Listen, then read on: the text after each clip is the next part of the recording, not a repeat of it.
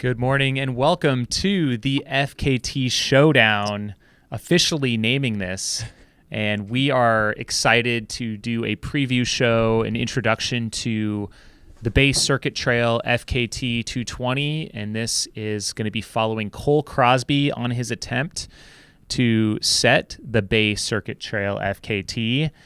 We do have Cole with us today, along with the current FKT record holder, Matt Dibb, as well as Cole's crew from Chaos Crewing. So we will be getting to them in just a second, but I want to do a quick overview of what the Bay Circuit Trail is, at least from my understanding, and then we'll fact check it with the team. So I'm your host, Jamil Curry, here with Bryce Brooks.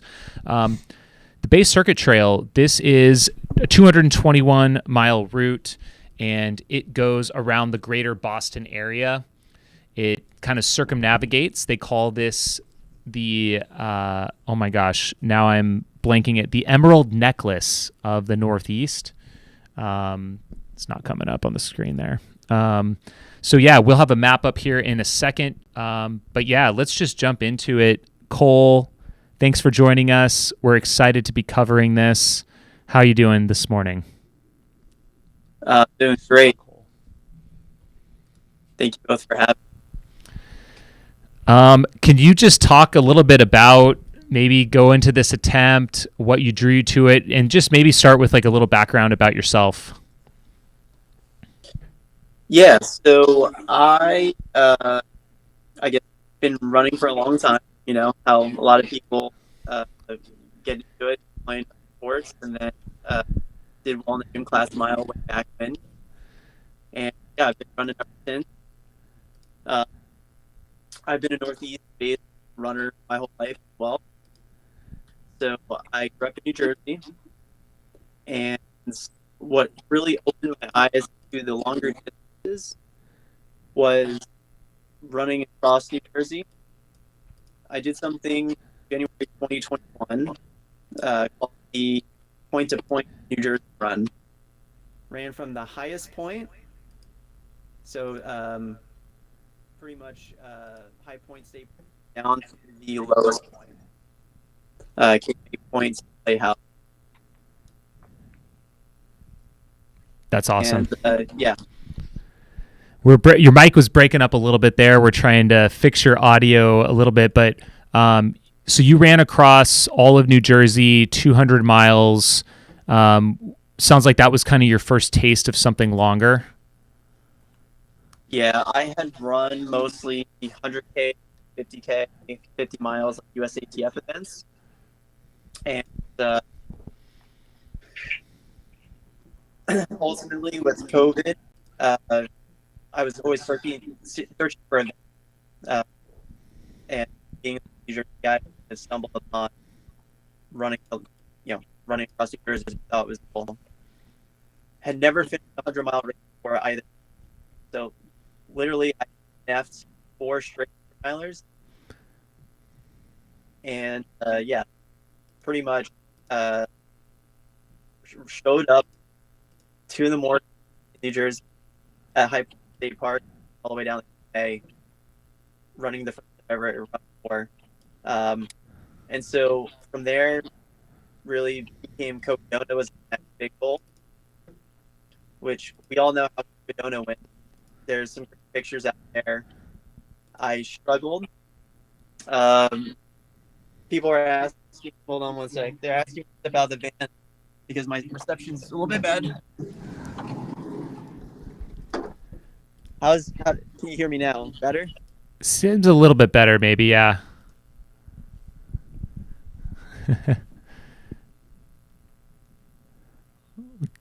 Now I'm not hearing you at all. So, test. I can hear you. I'm not breaking up much.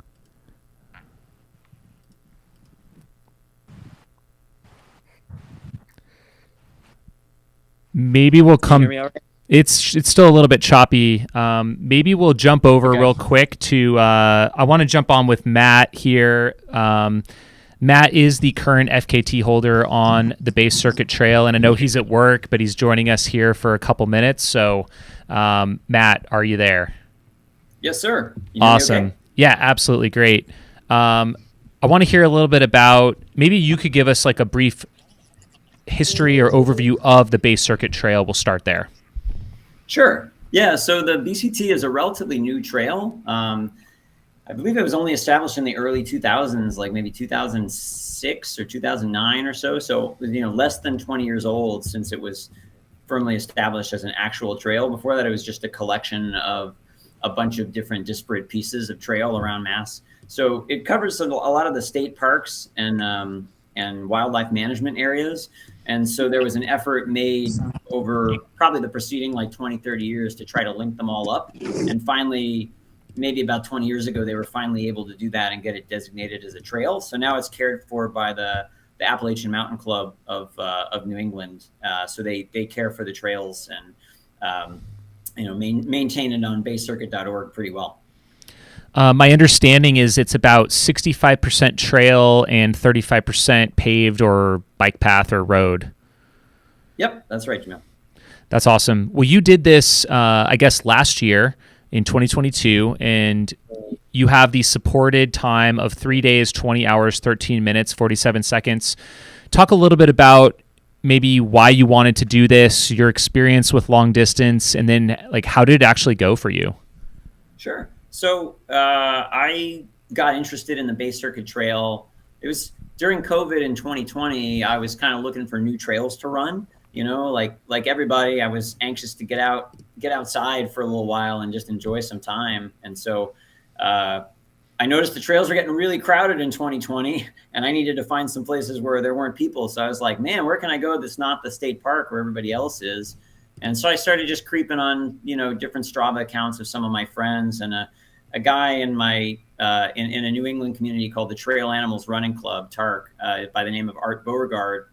He had actually decided during COVID in July to just on a whim try to tackle the whole BCT with his wife as a project. So he ran the first full recorded time, at least as far as the fastest known times goes, of the Base Circuit Trail. And so just seeing him do that was pretty cool. And I thought, hey, this is a trail I don't really know a lot about. Let me explore. So I spent the second half of 2021 basically tackling it in 10 to 20 mile increments, starting from the south side near my home in Scituate, and just working my way around that half circle all the way around Greater Boston. And when I finished on New Year's weekend going into 2022, I was like, all right, that was cool. Now my New Year's resolution is I want to run the whole thing in one go. So that was when the bug got me, was like January 1st, 2022. I'm like, I'm doing this. I told my wife, I'm like, this is what I'm doing this year. She's like, all right, whatever you need, we're going to do it. We're going to get you there. So, a few months go by, and then I'm thinking, all right, I got to make this, a serious reality. Reached out to an Aravaipa guy by the name of Henry Ward, whom I met running the Boston Quad. He had just finished Cocodona, and I said, hey, would you be willing to coach me through getting ready to run a full Base Circuit Trail? He said, yeah, sure. I can do that. I said, what do you think about me setting an FKT? Do you think that's doable? He said, yeah, I think that's achievable given, where you're at. In terms of my running history, I had run 200 milers before at Ghost Train trail races up in New Hampshire in 2019 and 2021. So I was familiar with 100-mile distance, and I was familiar with the trail from having, tackled that off and, weekend warrior jaunts. So I was like, all right, let's do it. Spent 3 months basically rerunning the whole course as part of training over a 3 to 4 month period. Did some training out in the Blue Ridge Mountains in North Carolina to get, amped up over the summer. And then, October, it was the end of October, basically, when I went out and did that, and spent about a month planning logistics. I would say that was the toughest part, was just making sure we could figure out where are we going to stop, who are the pacers going to be. So that's how the adventure went. Did you have a specific routine once you were out on the trail with your crew? This is a little bit unlike the Arizona Trail, which we covered recently. As far as like the crew accessibility, seems like it'd be a bit better. Was there a normal routine that you had with your crew, or were you kind of flying by the seat of your pants? Sure. So good question, Bryce. What we did, so I met with my crew chief, Ben Manning. He runs a crewing org called Misfits Running Incorporated. And so I was kind of his first client, if you like. And we decided, okay, we're going to, game this whole thing out about a month in advance. We sat down with all the maps and we looked at where are the big trail sections. And so we decided we're going to pick up a pacer before we head into a big trail section and then drop that pacer when we get off the big trail section. I wanted pacers on all the major trails, just in case, for safety, for morale, and for pacing. So, and also for navigation, just in case I got off track, I wanted somebody there. So that was, we basically mapped out, here are the big sections for trail where I definitely want a pacer. Anything else is just nice to have. And then he and I looked at where are some good spots where we can set up aid stations about every, 7, 8, 10 miles, depending on what the terrain's like. And so we just, we nailed down a pretty good plan for like, this is where we're going to have refuel stations. This is where we're going to have pacer pickup, pacer drop off. Here's where I basically treated it like a stage race. So I was like, this is where my goal is for day 1, day 2, day 3. And, however long it takes me to get there, that's where I'm going to go. And then I'm going to crash and sleep as soon as I get to that point. So yeah, it was pretty gamed out. How much sleep did you get in the entire FKT? So it was a lot. Like I said, I treated it almost more like a stage race. And so I was generally sleeping about 6 to 7 hours a night. So after the end of each night, I would basically 2 nights I stayed with friends that lived close by.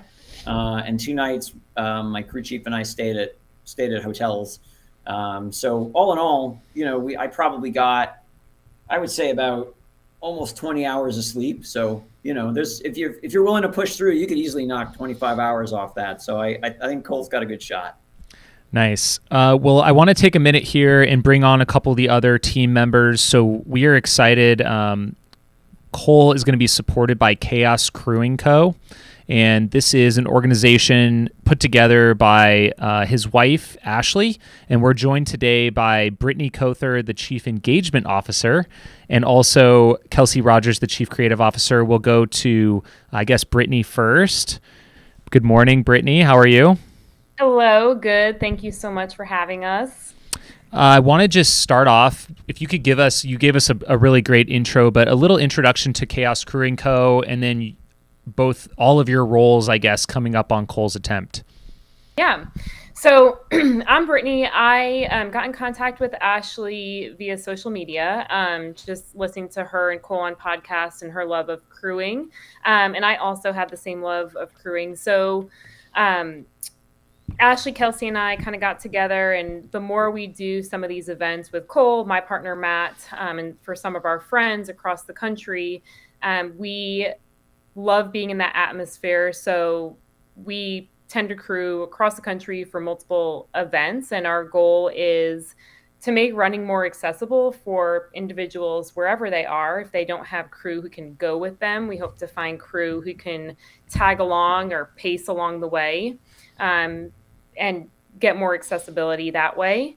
So as far as the FKT goes, Ashley is kind of our crew chief in a sense of managing Cole and the person. I'm going to be managing our pacers, our crew in general, and Kelsey is going to do most of our media, socials, and that sort of stuff. So Ashley's created a pretty impressive Sheets document that helps us locate key crew points for us.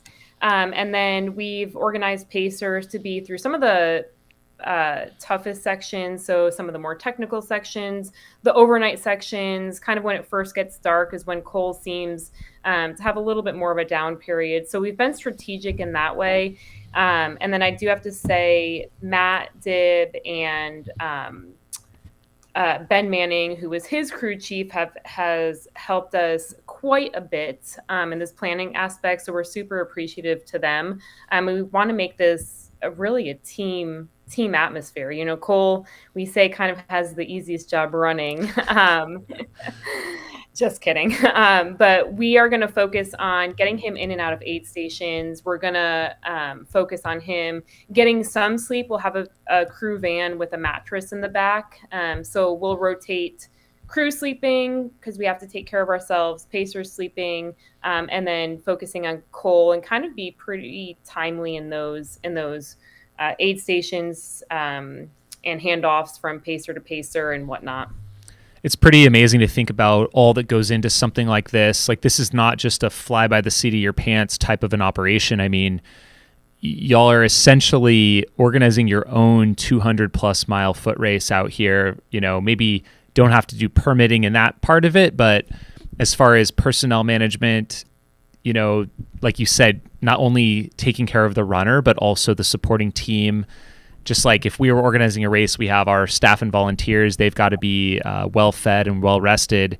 Y'all are doing the same as well. So it's impressive to take a step back and think about all that goes into something like this. And I think you're right. I think Cole has the easiest job here as far as like mentality. All he's got to do is run and eat and sleep.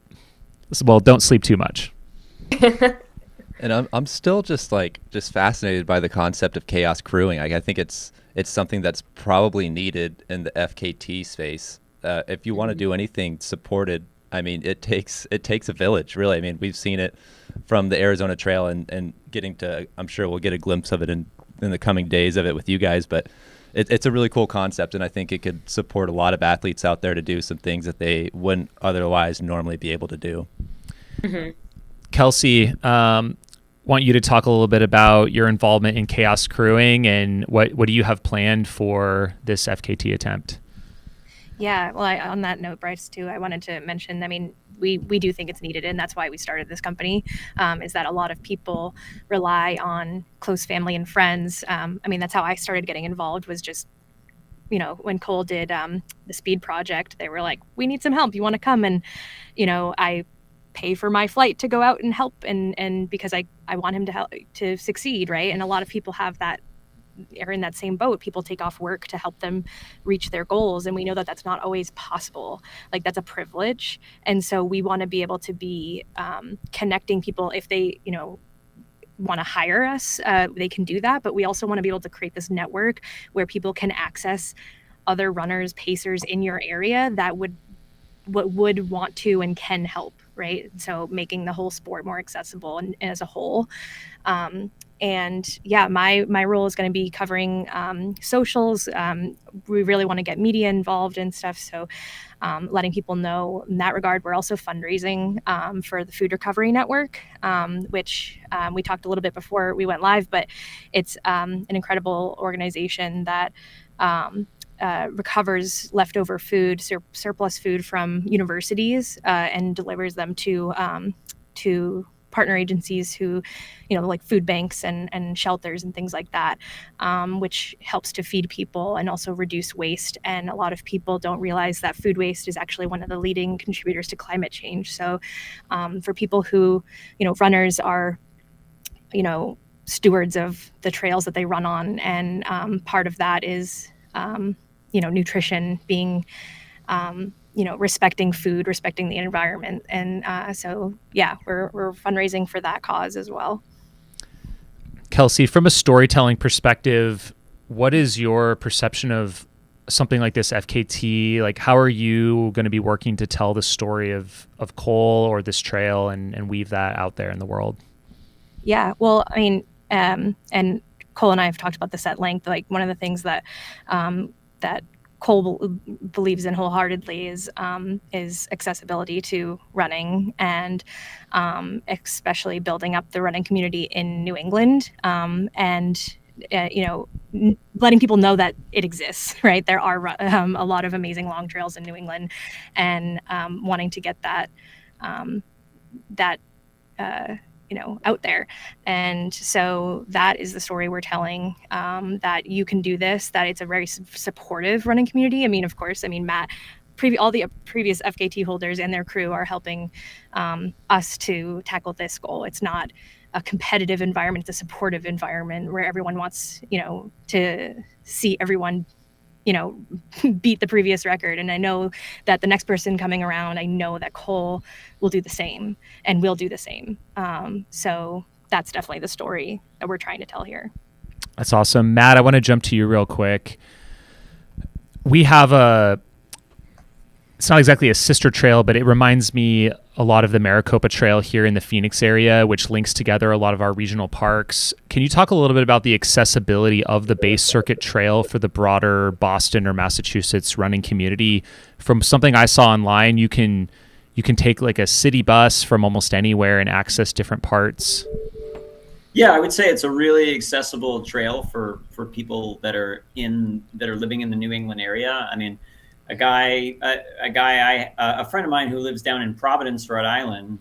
So, you know, he's probably hour and a half, 2 hours away. I mean, he was able to drive up and run the trail with me, no problem. It's basically, you know, you get off the highway and within 20 minutes you're on the trail out and running. So, you know, even if you live out in like New York, Vermont, Maine, New Hampshire, Connecticut, Rhode Island, I mean, you can come out, or even Western Mass. It's pretty easy to get at these trails because they're kind of like sandwiched between I-495, which is like the outer loop around Boston, and I-95, which is the inner loop. So, you know, if you live within greater Boston, these trails there's some piece of the BCT that's probably within a half an hour for you, you know, traffic notwithstanding.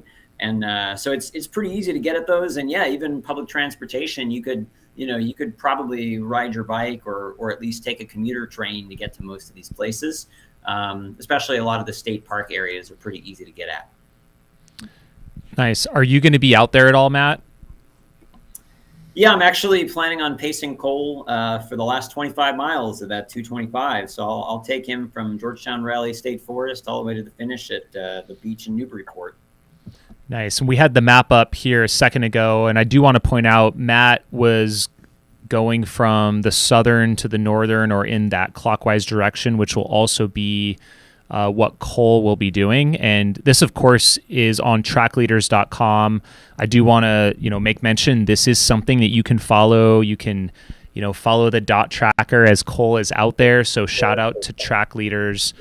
They've been a leader in this sort of the baseline coverage of these sorts of events. Like, they have a great tracking, and then you can also, of course, access the historical information on fastestknowntime.com. So tune in here as this goes on. It's going to be really fun to track it.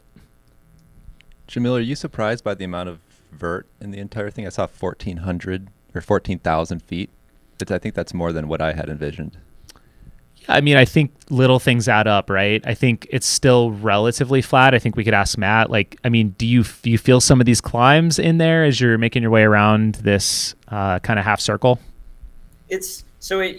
It's kind of bursty. It's like, a lot of it is pretty flat. You're running either some roads or some kind of like swampy sort of trails that don't have a lot of elevation. But then there's a couple of big trail areas that you get a lot of good vertical in, like Moose Hill Wildlife Management Area out in Sharon is a really good one. That's the steepest part of the trail and the most technical. So there you do a lot of climbing and a lot of technical work. But then, you'll go for a while and it won't be very technical. And then you get into some of them again that you are. So yeah, I would say there's nothing that's like, the White Mountains, but yeah, it kind of sneaks up on you, I would say.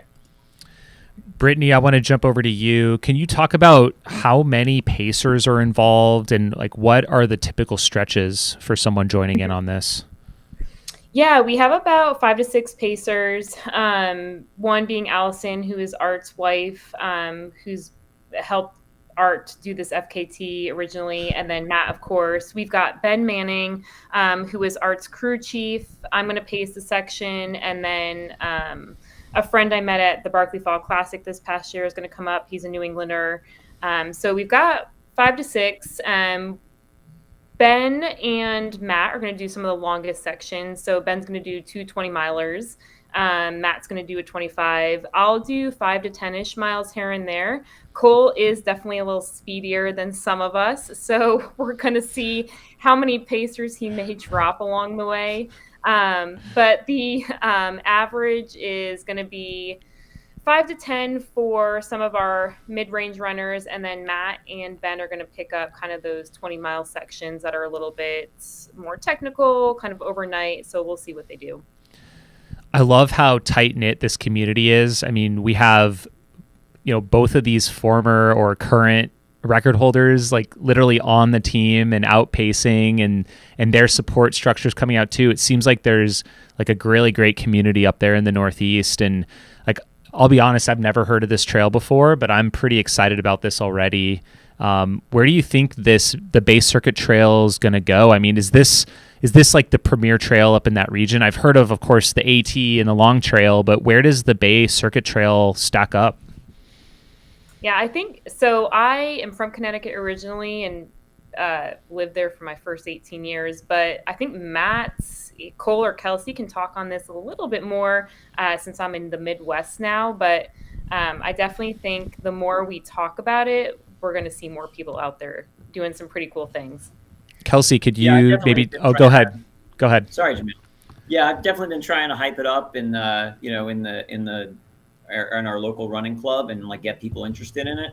I think a lot of people have run bits and pieces of it, but I think there'll be a continued interest in exploring more and more of it. A lot of people didn't realize how far it goes and how much there is to it. So I think if anything, it encourages people to explore these trails a little bit more. And then, like you said, it drums up interest in the local regional trails. You got the Vermont Trail, of course, but there's also the New England Trail, which goes from the beach in Connecticut all the way north south across Connecticut and Massachusetts. I know Ben Manning's looking to try to run that next year. There's also the Mid-State Trail. There's a big 100-miler around here, the Mid-State Massive, that actually runs the length of that trail. So it's just about 100 miles exactly from the top of Massachusetts to the bottom, and this runs all the way across that. So there's a lot of great trails in Massachusetts that I think people can get to within an easy half a day's drive that they just don't think about. Matt, are there any sections along the trail that stood out to you and maybe something that I wouldn't expect to see as somebody not familiar from the region? I know you mentioned running through some swamps, probably wouldn't have guessed that. But I mean, I imagine you're going through just such a variation of like urban, suburban, you're crossing through towns and neighborhoods. What's kind of the vibe out there? And so what I would say is that some of the highlights for me, starting at the water and finishing at the water is really cool. The fact that you can run from basically the beach in Duxbury or Kingston all the way to the beach in Newburyport. That's kind of a cool highlight, is just to run from water to water. And then, along the way, you go through some really beautiful state parks, but there's also some history there too. You go through downtown Concord, right through the area where the Battle of Bunker Hill was taking place, so there's a lot of that old colonial history in Massachusetts, and this goes right through that in the center of Concord. You also go down a nice bike path that's it's about 8 miles or so, coming up from Chelmsford into Lowell. So there's a nice long stretch of bike trail that is kind of a change of pace. So you go by a lot of the urban surroundings in that process.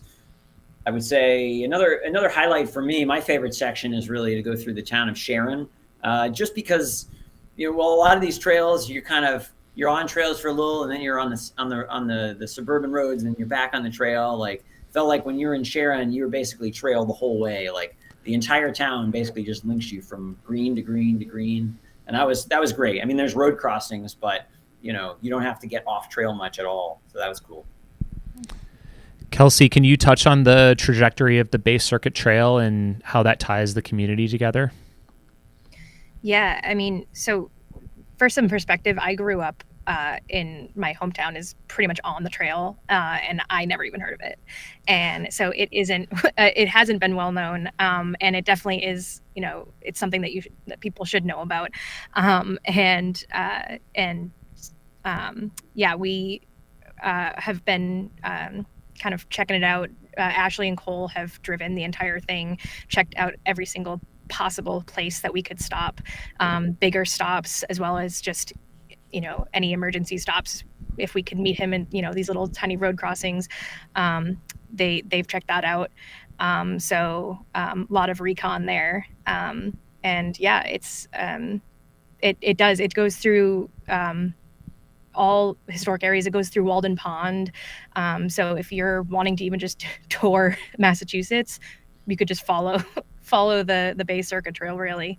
I mean, it's beautiful. It's never more than like an hour from the airport from Boston. So very, very cool. Yeah, it seems like the accessibility is really great, and yeah, the way that it loops around probably makes it somewhat nice for the crew. You guys are kind of never far from services and things that you guys might need. Yeah, there are a few parts where you have absolutely zero cell service, but that just comes with the change in landscapes. I mean, you go through cities and then you'll be in farmland in a half hour. I mean, it just changes up constantly. That's awesome. So in my short experience in around Boston, one thing I noticed is the weather seemed very unpredictable. Is that something you guys have been keeping an eye on? Here in Phoenix, I think we forget just because it's hot and sunny basically every single day, and so there is weather in other places. Is that something you guys have been keeping an eye on? I think we always keep an eye on that as crew. I mean, we're just always prepared for that. We were going to bring everything no matter what, because even if it says it's going to rain, it might not. And even if it says it's not, it probably will. So we're prepared for that no matter what. But yeah, especially for this race. And I think, not only do we need to be prepared to help Cole, but also prepared for us. I mean, we're going to be out in the elements as well. And so that's what we're prepared for. Either Brittany or Ashley, or Brittany or Kelsey, or both of you, there might be people or viewers out there either thinking about running an FKT of like a 200-mile distance, or someone that's crewing someone. Do you have any advice comparing and contrasting crewing at an ultra marathon of, say, 100K or 100 miles compared to taking on something like this? And have either of you crewed something of this magnitude before? Yeah, Brittany, do you want to start? Yeah. So I have not crewed something of this magnitude before. I've done 100 milers before, and my partner has run Vol State, which is 314-ish. He did that solo, but kind of tracking along the way and thinking along what he may need or what he could have done differently. Crewing an FKT there's one goal in mind of doing it the fastest and the safest way possible. So as crew, and as my first time doing an event like this, we're going to be, and we've talked about being prepared in all different ways. So crewing in general is, nutrition, medical stuff as needed, clothing as needed, and then just keeping motivation as strong as possible. And there's a book that we've all read as crew that's by Sandra Bullock Smith, and it's helpful in just kind of getting yourself organized and whatnot. So when we crew a 100-miler, which is the ones that I've done have been pretty amazing with volunteer staff. The race directors have been pretty awesome. I just did IT 100 for a good friend, Ryan Clayton, and their aid stations are set up like pretty dang well. So as crew, you're more there for motivation. I got to run a 25-mile section with him through that, which is awesome. We get to be the aid stations along the way. So it's a little bit more tending to the nutrition side of things, making sure they're eating, making sure they're getting enough water, salt, things like that, and kind of looking at the runner as a whole, what they're feeling body-wise, kind of overall motivation. So it's going to be a new experience for me. I know Kelsey helped with the speed project. So she can speak a little bit on that because she has crewed Cole in a pretty long distance. Yeah, that was 346 miles back in March from the Santa Monica Pier to the Las Vegas sign. That was also my first time crewing. And that was really baptism by fire there. Yeah.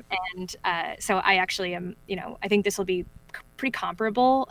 We had an RV then, and we followed him pretty much mile for mile, and but didn't stop too much at all. And so, yeah, I think the difference between FKT and other types of races is that we have more control over where we stop that works best for Cole, instead of being limited to crew stations that are set by races. So I also crewed from the Quebec Mega Trail this year, and that you have to really plan for what you need, or what your athlete will need at every station, and hopefully prepare them for the next leg. And you have to just really know what that leg will look like ahead of time. Whereas FKTs, you can see them more often. It's okay if they don't get they don't have to carry as much. They don't have to if you miss something that they want, or if they some other preparation, you can see them way more often. So I think it goes faster. You can help prepare your athlete way better in an FKT. Can one of you talk a little bit about either your own or Cole's philosophy around pacers? Is there, certain information you share with them? Obviously, they're super experienced, the ones that are part of this journey, but, are they there, encouraging Cole, like pushing him, carrying supplies for him? How are they being utilized in this case? I can speak on that a little bit. So for Cole, he's been doing this for so long. He kind of knows what he likes. And pacers for him are truly going to be motivation, navigation. They're not going to carry much for him. Cole's going to have everything on him. And we're going to see him on average 10-ish miles. So we can regroup and refuel that way. As far as the pacers, it's going to be kind of a sidekick, a buddy, especially through some of the overnight sections, which is a little bit harder to navigate. There's some technical sections coming up the first night in, so Thursday into Friday. As far as what Cole needs, we've kind of talked about what type of motivation he likes.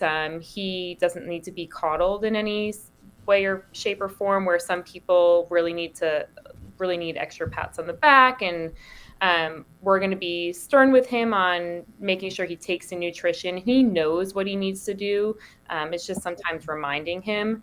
So our pacers, we're having a pre-race meeting tonight where we'll kind of guide them through what Cole is going to need, which is mostly mental support through a lot of it. Nice.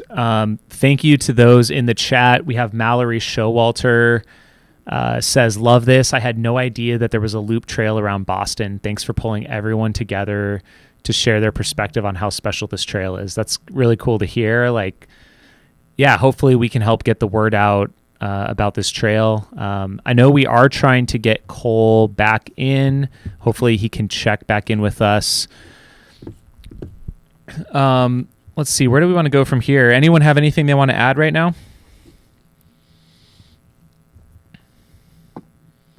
I think we're thankful for all of your support.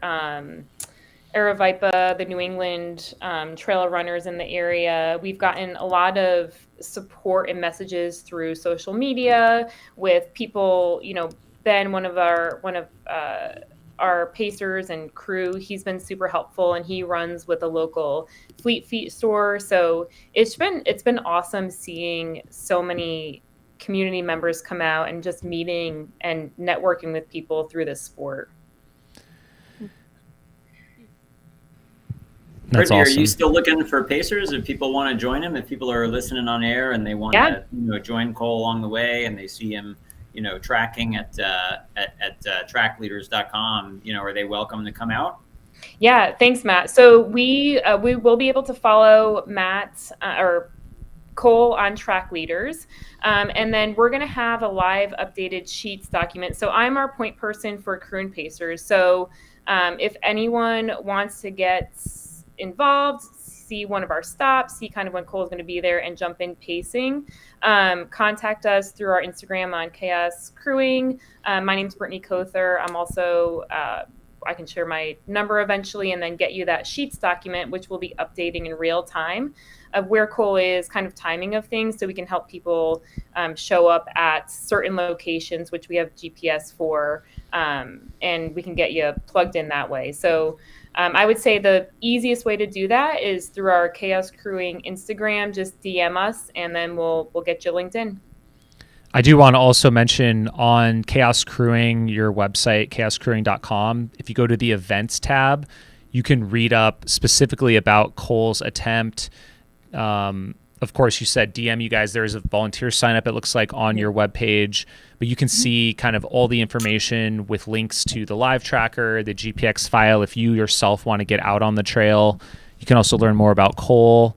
And then, of course, shout out to the team, the previous record holders.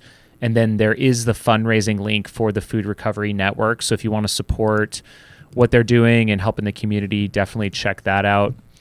We're still having issues getting Cole back in, unfortunately. So thank you for all of you. We actually have some people to talk to, and we're not making stuff up completely out of nowhere. But we I also want to mention that yeah. we're inviting spectators as well. Of course, we're welcoming anyone. If you're not a runner, that you're still welcome, and we still want to see you and include you, and that will really help with the motivation as well. So anyone is welcome. I mean, we're going through all these communities, that are very tight knit. If it's one of the stops that is right by my friend's house, right? And so we're inviting everyone to come through and say hi, and we can let you know when we'll be going through every town, but everyone's welcome. We're calling out the mayor of Concord. We want them to come out and support Cole in this. Speaking of Cole, I think we have him back. We're trying to find the right link.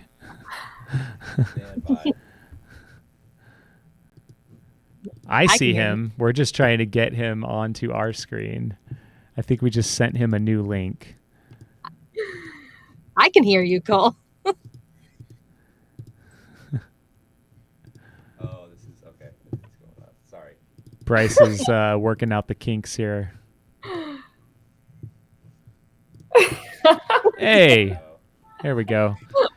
I mean, I might as well I should have just started running now. I would have finished before the whole live stream, man. It would have been done before I could finally figure out how to connect into here. So I apologize, everybody, but I guess I like to be fashionably late or something. Who knows?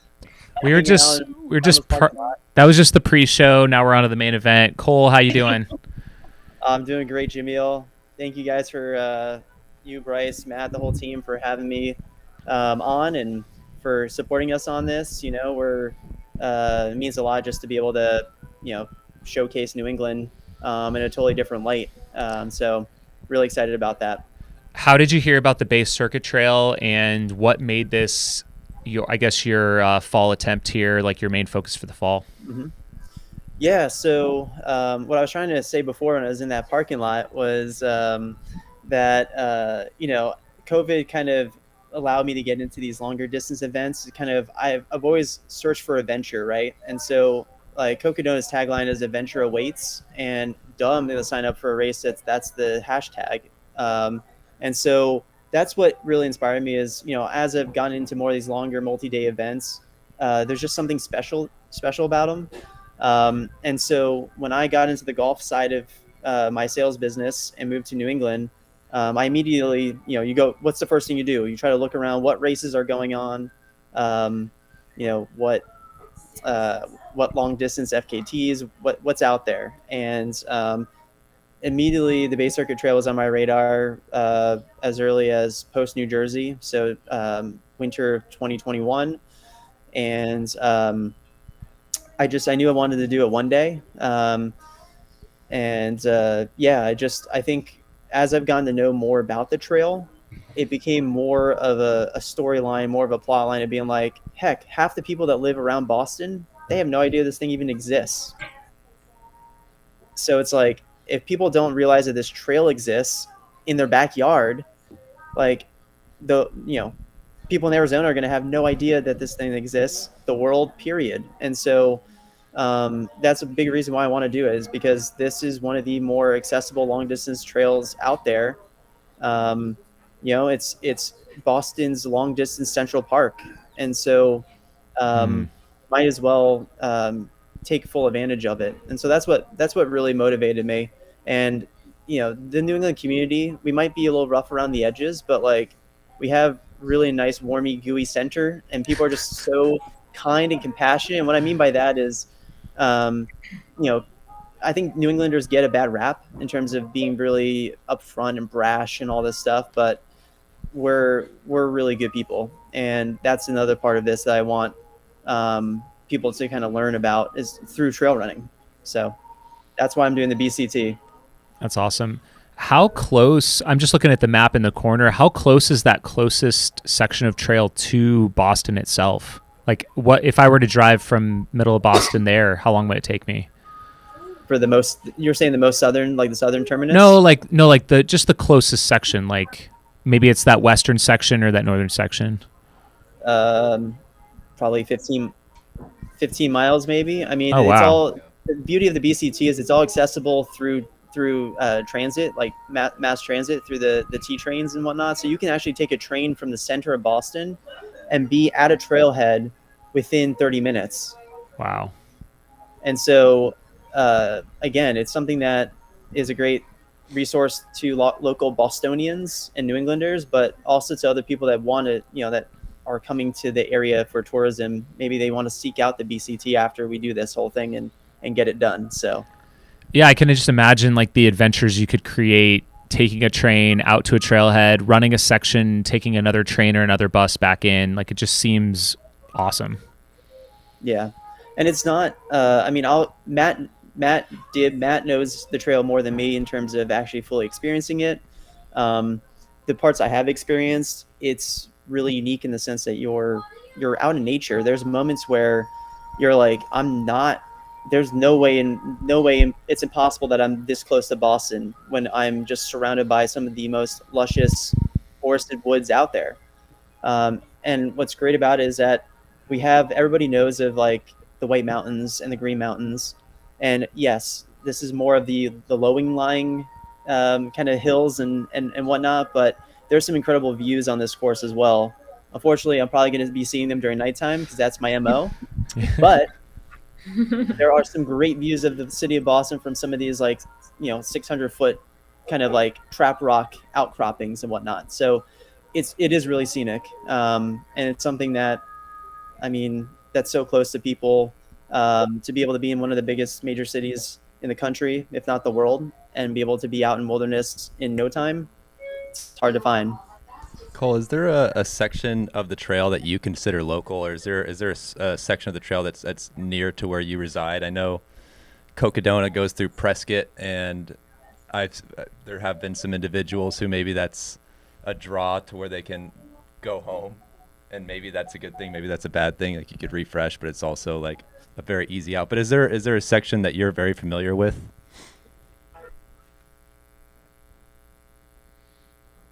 And now, of course, we're hitting technical difficulties. Say me, you can't hear me? We gotcha. You're good now. Okay. The closest section for me is probably like Foxborough, Sharon, Massachusetts. It's where the Patriots play, that whole area. Okay. So it's about 25 miles north of where I live. Gotcha. It's also some of the more challenging parts of the course too, in terms of elevation and technicality and what have you. So I've gone out there. I'm still a little bit nervous about it though, because you never know. But that would be the closest for me. Cole, I know you've been racing quite a bit this summer, Quebec Mega Trail, some other events. How are you feeling going into this attempt? Yeah, so we're not going to do a deep dive on training philosophy and all that stuff. That's for some podcasts on another down the road or whatever. But I've been aggressive this summer. I've looked at a lot of the races that I've done as stepping stones for a big multi-day project. Originally, it was going to be the TSP 2.0, and now it's the BCT. So initially, we were thinking of going out to South America to run on the Atacama Desert, what have you.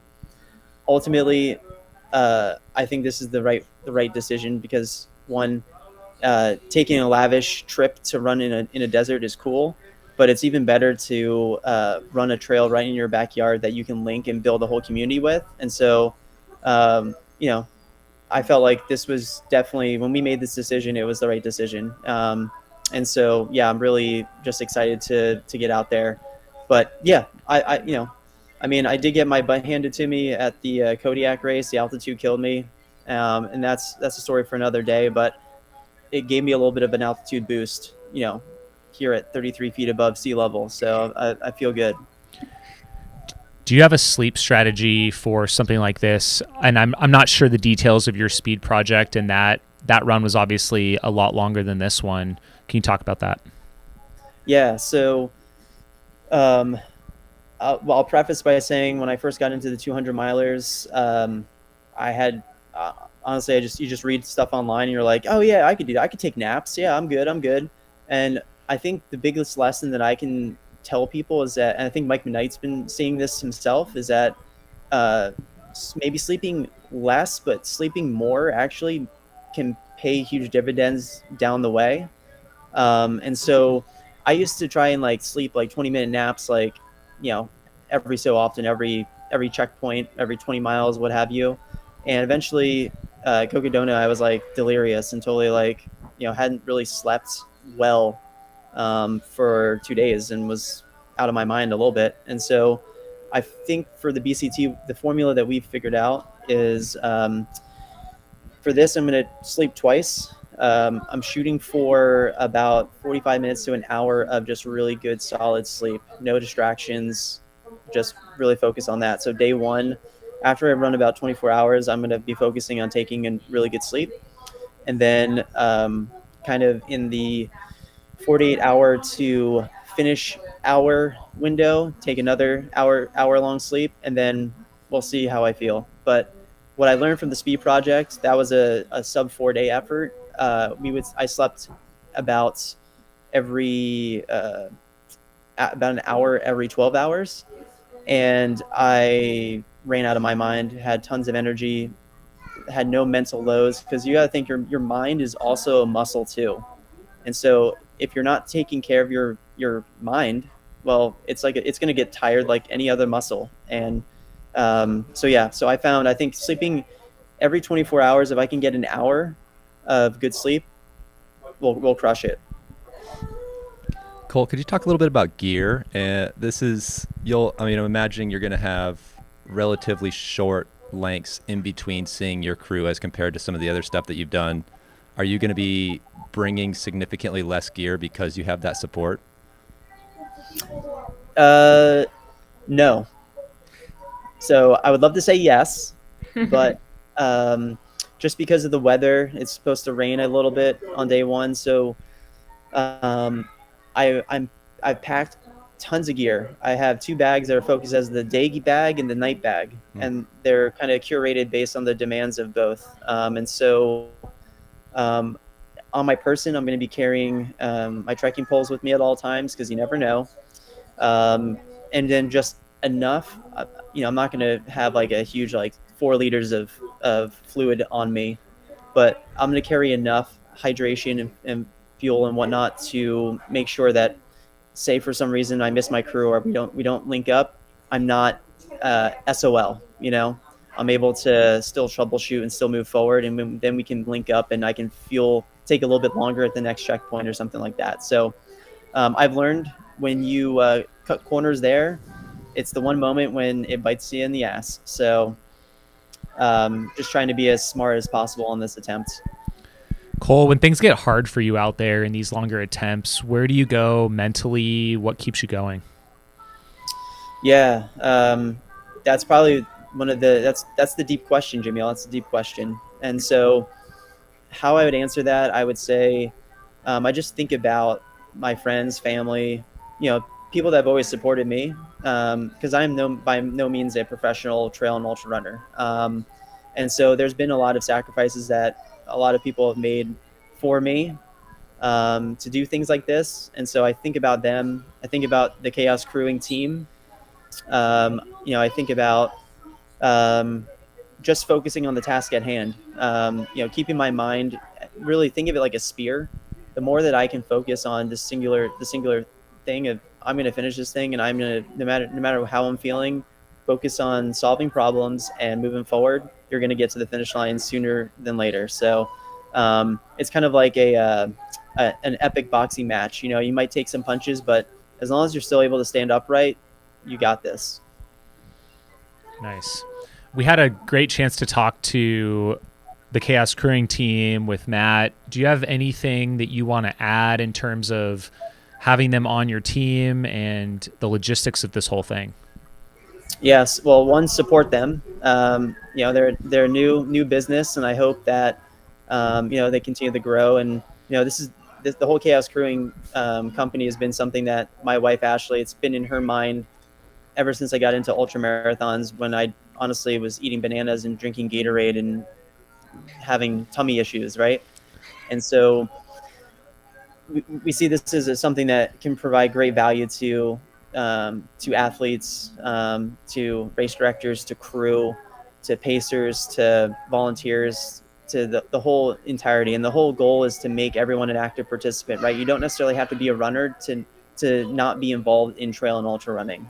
And so that's one of the main goals and premise of Chaos Crewing, is linking people and making them a part of the equation, part of the action. Because ultimately, when I crossed the line up in Newburyport at the finish, the northern terminus of the Bay Circuit Trail, it's a team effort. It's a Chaos Crew effort. It's not just me. I'm just one small cog in the wheel. Awesome. Do you have anything else you want to touch on, Cole, today as you kind of get near to your start date? No, I think, the biggest thing is just I've done enough of these types of projects to where you got to have a clear mind. You got to feel relaxed. There's going to be a lot of external pressure and people excitement, enthusiasm, excitement, what have you, kids screaming because they're in McDonald's, all this stuff. And ultimately, the thing that I've learned is that you just have to, maybe it's something that I just have innately, just you got to have the blinders on and just know that, like, for me, like, there's things that you have to take care of and external things going on. But when, it's 6:30 in the morning on Thursday and we say go, like, I only have one purpose in life. And that purpose is to move through this trail, have a great time, and just, show the trail who's boss, because I'm the boss, not the trail. Nice. Love it. Any of the Chaos Crewing team, any closing thoughts, or Matt?